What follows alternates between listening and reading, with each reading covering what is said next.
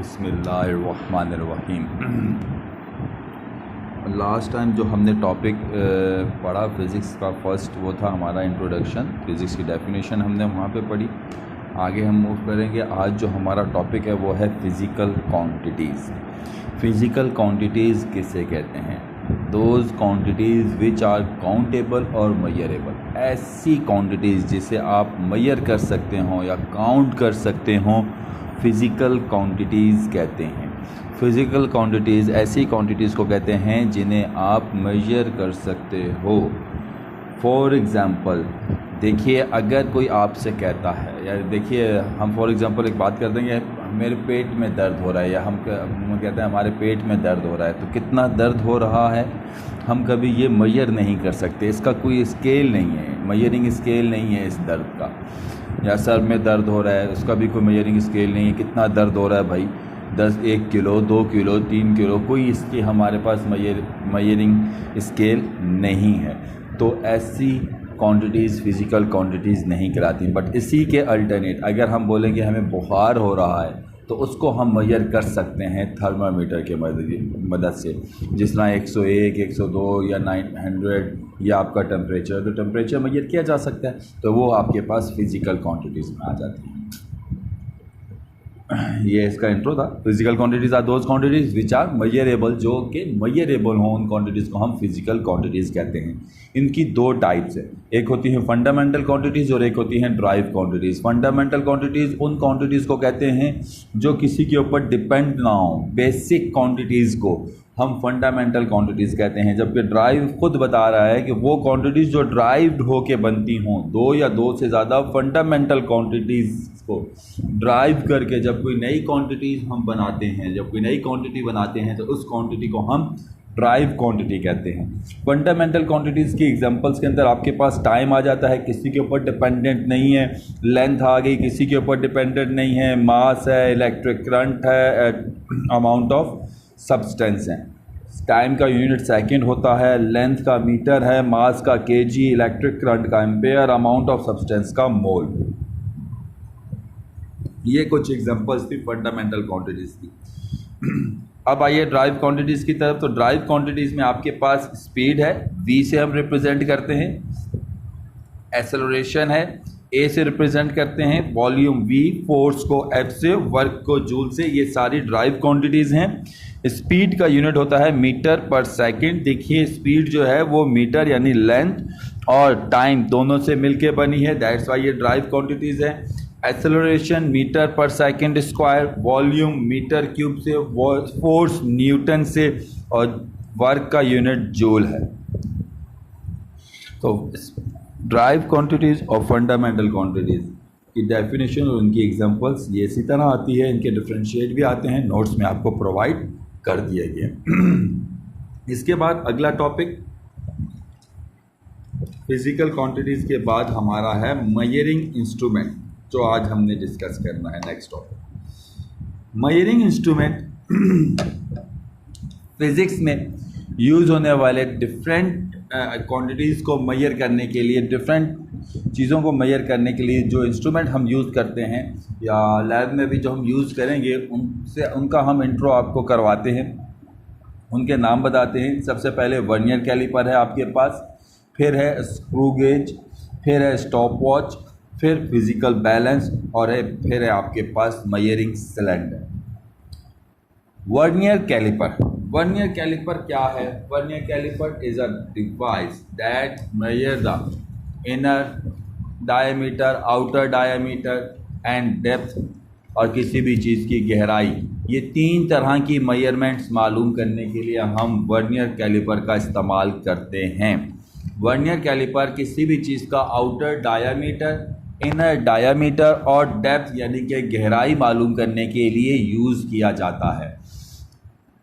ये बहुत छोटी से छोटी चीज़ का भी मेजर कर सकता है। इसकी कम से कम किसी चीज़ को मेजर करने की सलाहियत है 0.01 सेंटीमीटर।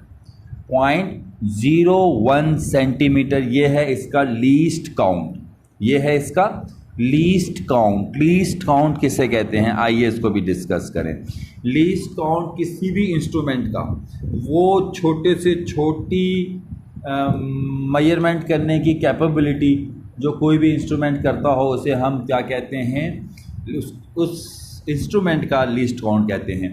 जिस तरह के देखिए, अगर मैं बात करूं इस घड़ी की, तो ये घड़ी कम से कम कितना टाइम नोट कर सकती है, तो वो है 1 सेकंड। 1 सेकंड से कम का टाइम ये घड़ी नोट नहीं कर सकती, तो इस घड़ी का लीस्ट काउंट हो जाएगा 1 सेकंड।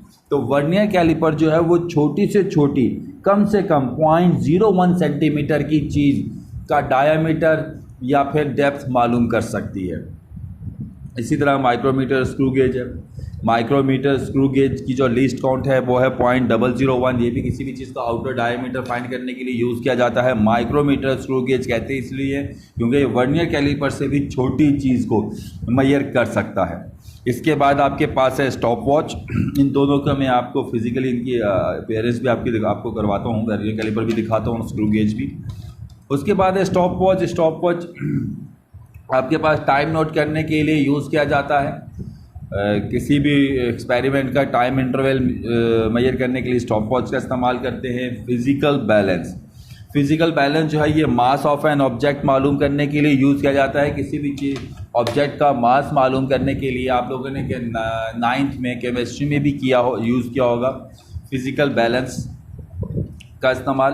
किसी भी ऑब्जेक्ट का मास मालूम करने के लिए फ्रैक्शनल मास मालूम, यानी बहुत छोटे से छोटा इसका जो है डिफरेंस ये मालूम कर सकता है।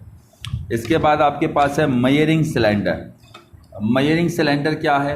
मेजरिंग सिलेंडर लिक्विड का वॉल्यूम मालूम करने के लिए यूज़ किया जाता है। मेजरिंग सिलेंडर भी एक मेजरिंग इंस्ट्रूमेंट है जो कि वॉल्यूम ऑफ लिक्विड, किसी भी लिक्विड का वॉल्यूम मालूम करने के लिए यूज़ किया जाता है। ये 5 यहाँ पे हमारे पास मेजरिंग इंस्ट्रूमेंट थे जिन्हें हमें यहाँ पे डिस्कस करना था। इसके बाद लास्ट टॉपिक है हमारे पास एरर। एरर किसे कहते हैं? एरर गलती को कहते हैं। इसको उर्दू में हम गलती कहते हैं। कैसे गलती क्या होता है? Difference between actual and measured value. Measure और एक्चुअल वैल्यू का जो डिफरेंस है उसे हम एरर कहते हैं। मुझसे कहा किसी ने लिखें 100, मैंने ऐसे लिख दिया, जबकि 100 होता ऐसे है, तो दोनों में फ़र्क आ गया। ये एक्चुअल वैल्यू, ये मैंने लिखी जो है वो वाली वैल्यू, इन दोनों में 1 0 का फ़र्क आ गया। तो जो डिफरेंस आया किसी भी चीज़ के अंदर वो आपका एरर कहलाता है। कोई कंफ्यूजन बेटा? Difference between measured and actual value, फ़र्क मेजर वैल्यू में और एक्चुअल वैल्यू में जो होता है वो डिफरेंस कहलाता है। एग्जाम्पल के लिए मैंने लिखा एक चीज़ का मास 10 kg है, बट मैंने जो मेजर करके लिखा वो 9 kg लिखा। तो इन दोनों का जो डिफरेंस है यानी कि 1 किलो की यहाँ पे गलती हो रही है। अब ये गलती होने की 3 वजह हैं। पहला है पर्सनल एरर, यानी कि जो मैं लिखते हुए मैंने कोई मिस्टेक की हो। दूसरा है सिस्टमेटिक एरर, क्या पता जिस सिस्टम के अंदर मैंने वेट लिया है वो गलत हो, मास फाइंड किया है वो सिस्टम जो है उसमें कोई ख़राबी हो। तीसरा रैंडम एरर। रैंडम एरर ऐसे एरर को कहते हैं जो आपके उसके सराउंडिंग की वजह से प्रोड्यूस हो।